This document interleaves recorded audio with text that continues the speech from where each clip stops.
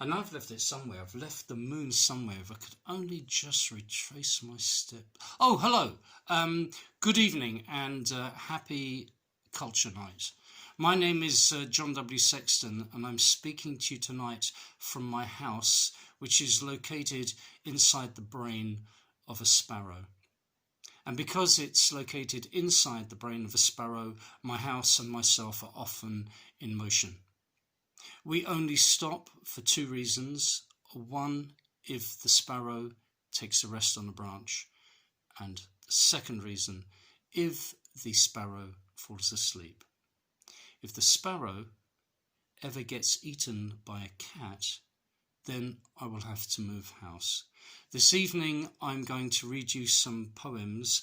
The first is from my collection of surrealist poetry called Inverted Night, which was published by Vision Poetry in 2019. As you can see, there's a great big eye on the cover of this book, so even though I'm holding it in front of my face, I still have two eyes. Amazing, really.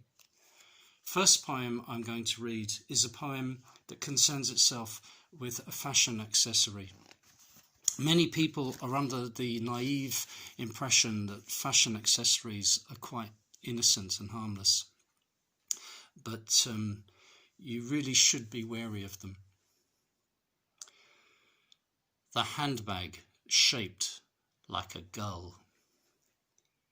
Excuse me, sir, but have you seen a woman with a handbag shaped like a gull? She would have been holding it by the tip of its wing, and from its beak it would be spilling the sky. If you see her enter the underpass, do not enter after her. Do not reach for the sky that spills from a handbag, for it will slice the ends of your fingers. She keeps the sea deep in that handbag too, and a thick sediment of money. Be warned if you see sediment spilling from the eye of that handbag shaped like a gull. That is no money that you can spend, but the blindness you get from looking down from above. The woman with a handbag shaped like a gull is late for a meeting. The meeting she is late for is the person she meets on the way to the trains. Do not meet her. Excuse me, my darling, but have you seen a woman with a handbag shaped like a gull? I'd now like to read a poem for you about a weasel. It's called The Weasel.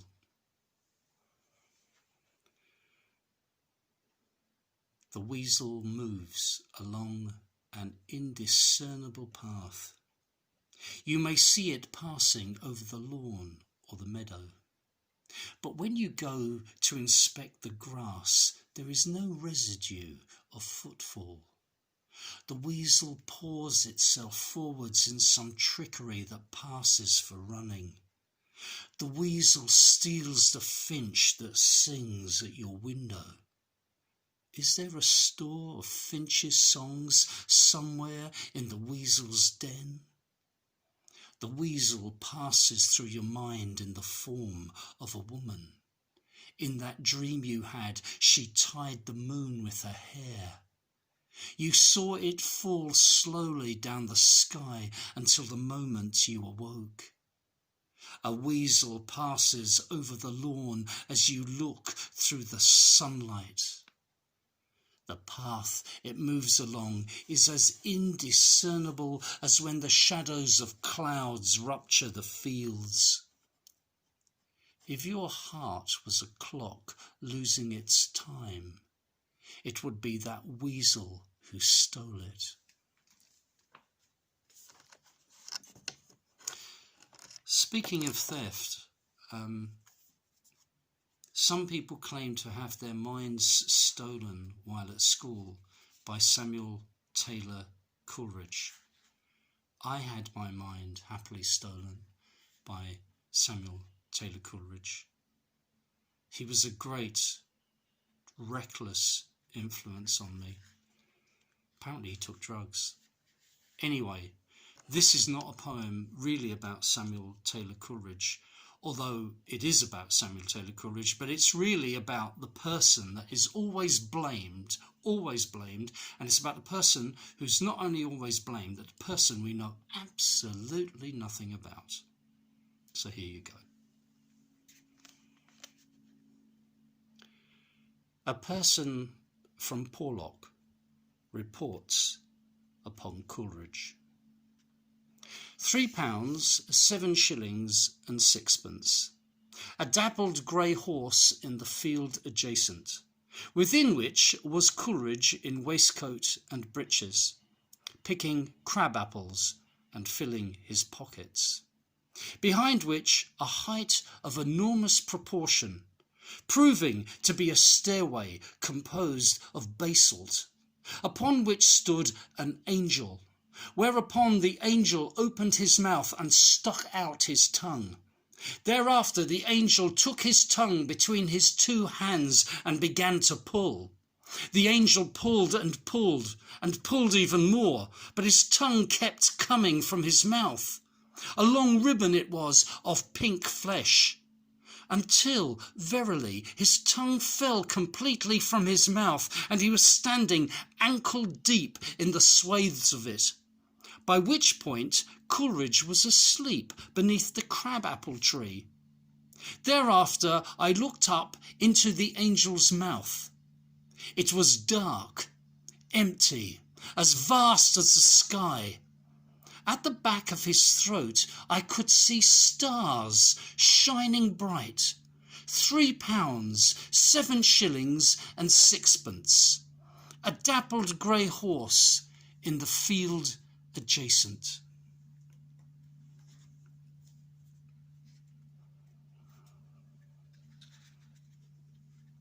I'm going to dedicate this next poem to one of my teachers from secondary school, called Mr. Colquitt. I'd like to tell you some nice things about Mr. Colquitt, but that would be impossible. I'd like to tell you some very truthful, nasty things about Mr. Colquitt, but the law of slander prevents me from doing so. However, I am a poet, and poetry is beyond the law. Poetry is beyond everything. So I have written a poem that concerns itself with Mr. Colquitt. Every single word of this poem is true. Mind you, the truth is subject to the law, but not if it's in a poem. Well, according to my solicitor,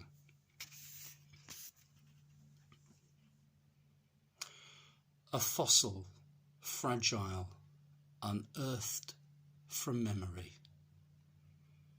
Still at the top of the blackboard, the word Archaeopteryx, a leftover from the last lesson, but actually preserved in a kind of photograph of limestone. Mr. Colquitt had been doing reptiles in the morning, but now fungal maths was a sediment being layered miles into our brains, to stay there years perhaps.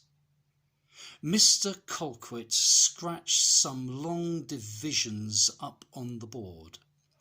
Motes of chalk dust glittered as they drifted past him in striations of straight sunbeams, and those chalk sums shimmered like the cold stars. Thus Colquitt blathered on in his aura of white light and soft stone. There you go, Mr. Colquitt. That wasn't too bad now, was it? That's what he always said to us when he gave us a maths lesson.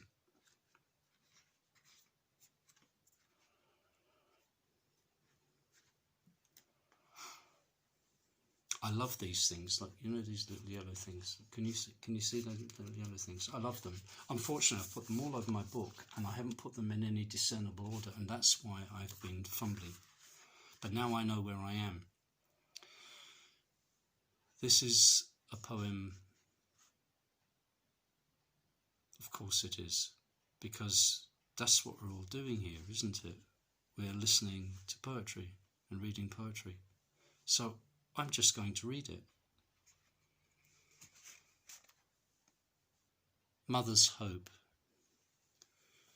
On Wednesday morning, my black, nameless cat hooked a frog by its green, elastic fat, whose heart voided panic, whose skin oozed pus, who aborted its spawn upon the grass. I got the frog later, minus its head, a gift from my cat, who was fully fed.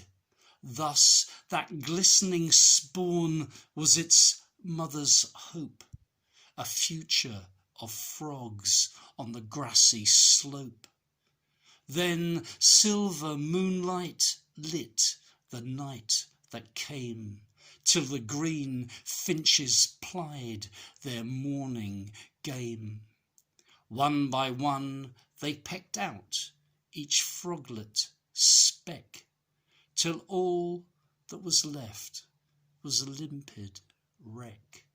So that frog's full stop was its final act, under finches, beaks, and my nameless cat. I'm going to end now with two poems. One is very, very short. It's called Two Exemplary Machines of the Garden. The most silent machine in the garden, secret in its sound both winter and summer, is the sun. The most subtle machine in the garden, humble in its place both winter and summer, is the clothes peg. And now I'm going to say good night to you all with a poem, this final one. It's a bit late in the year for this poem, which is early in the year, which is the same as saying it's a bit early for this poem, which is going to be early in the year, this so late in the year that I'm reading it. But anyway, here it is. As we look at an X-ray of February, Dr. Winter's face is glum. Hope eats like a cancer through his tongue. The shadows of birds are too well defined. Their songs, even their songs, are there in my mind. Tumours of daffodils are devouring the rain. Less than a month is the best we can hope for before the light falls freely again. Dr. Winter's face is glum. Hope eats like a cancer through his tongue. Thank you for listening. Good night, everybody.